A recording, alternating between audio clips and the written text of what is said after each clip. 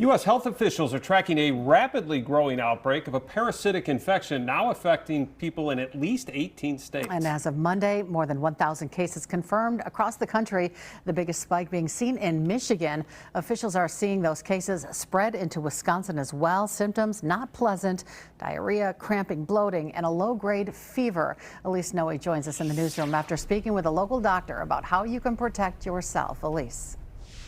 Well, Cami and Chris, the infection is called a cyclosporiasis, and while Wisconsin has reported between 1 and 10 cases so far, doctors say it's important not to dismiss this illness, as the CDC says the true number of cases is likely higher because some recover without being tested and treated. Now, the illness comes from the parasite cyclospora that infects the intestines and is most commonly spread through contaminated fresh fruits and vegetables.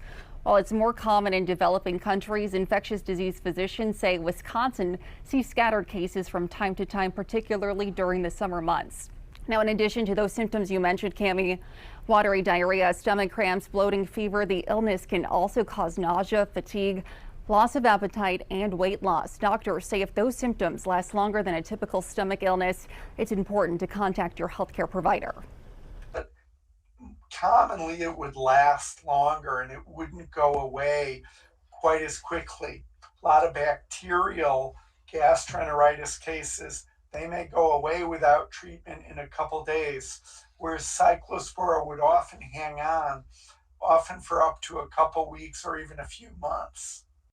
A cyclospora can be treated with antibiotics or anti-parasitic medications, although recovery may still take some time.